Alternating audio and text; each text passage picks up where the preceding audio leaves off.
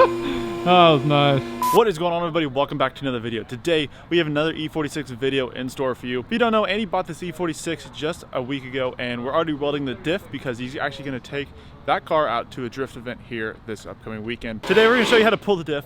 We're going to go ahead and weld it, put it back in, and the car's going to slide a lot better. A welded diff essentially makes the rear two wheels spin at the same time. That way it adds more of a predictability to drifting. And this E36 is going to be thrown around the track this weekend. Make sure to stay tuned for that. Let's go. Okay, so we are disconnecting the sway bar. So there's a 13mm nut and bolt right here, and then you have your sway bar right there. You just push it up, and then it'll pop out of those little brackets right there. Just like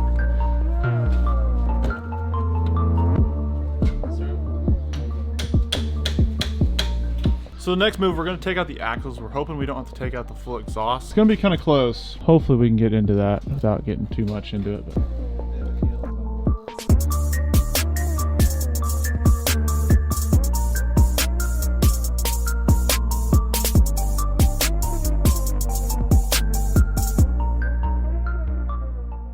So next move, we're moving on to the drive shaft. So the BMWs take an E12 weird little Torx bit. So if you don't have a set already, go to AutoZone, pick some up, drive shaft bolts, and then we'll move on to like the diff mounts and the bushings. All right, so just disconnected all the drive shaft bolts. Now onto this rear diff mount. It's 21, and we'll use the impact on it and see what happens.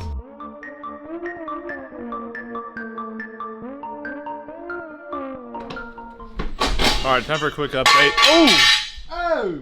Hit your toesies. So we ended up taking the exhaust off because you could not get to this other mount on the diff. This is a horrible angle. That way we can get to the mount bolts, because you'd have to take that off this whole cross mover. That is that brace right there. Alright, now we're going to go ahead and buzz off all the bolts on the cover of the diff, drain all the fluid out, clean it up, that way we can go ahead and weld her up.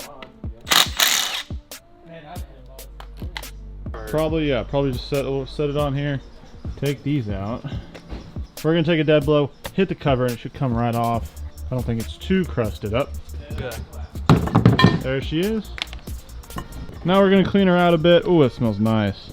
We're gonna clean her out a touch, get some brake clean, just hose it all off, get some rags. Do that extremely thoroughly. That way when we weld, we're not welding to any of this old gear fluid in here. Alrighty, we got her all cleaned up. About to go ahead and lay some big old welds in this diff. I'll show you kind of where I'm going to weld. I don't know what I'm doing. I've done a few diffs. I do exhaust, whatever. So where you kind of want to weld is down in these spider gears down here. So right in this corner, and then that corner, and then that, and you're going to flip the whole thing over and do the other side. So I literally just lay it on as heavy as I can down here. I don't usually plate it, especially with a car with 240, 230 horsepower. Something with a low power car. I don't have plates, so I'm not going to plate it, but we're just going to get to welding, tack it up, make sure everything's really dry and clean before you weld. That way nothing really catches on fire or explodes. But I'm going to get to welding, and then we're going to let it set overnight, come back tomorrow, and then reinstall it.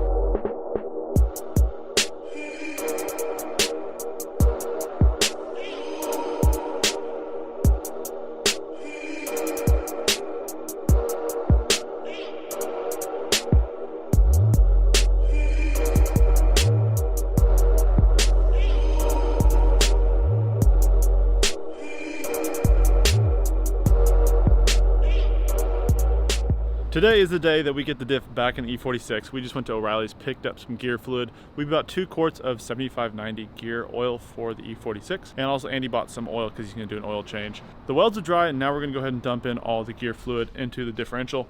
And then we're gonna use the RTV and seal up the cover.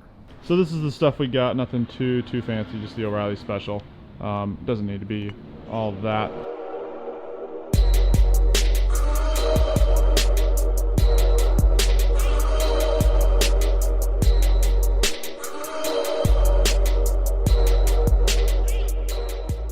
So the fluid is in. We put exactly 1.5 quarts into the differential. Now we're going to go ahead, use some gray gasket maker. We're going to go ahead and lay a fat bead around the edge of the diff cover, and then wait about maybe 5-10 minutes, let it kind of settle just a little bit, and then we're going to go ahead and set it down onto the diff.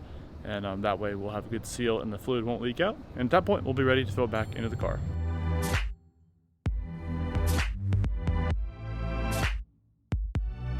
Well, just wrapping up the diff, getting it back in the car. Everything came out really nice. I really like these axles compared to the E36 ones. These are a lot easier to actually take out and install. The exhaust is really easy. You don't actually have to drop the entire thing. You just drop the muffler hangers and these two brackets right there. Just let it droop and you'll be able to get to these little subframe nuts, one on each side. And there's also a couple little ones attached up there to take this little bracket out. Overall, not too bad. She is now welded. She's got fresh fluid. It's good. Andy's just finishing up the exhaust. We're gonna take it for a bit of a test.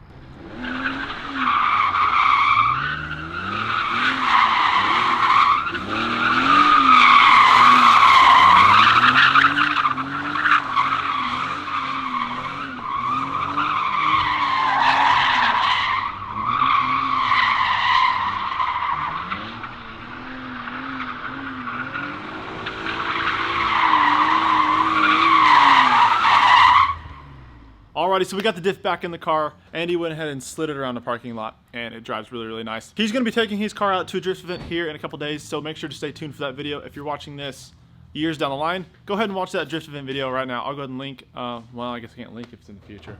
Also, don't forget, go ahead and hit that subscribe button so that way you do not miss any post we post on the channel. Thank you guys so much for watching. I'll catch you guys in the next video.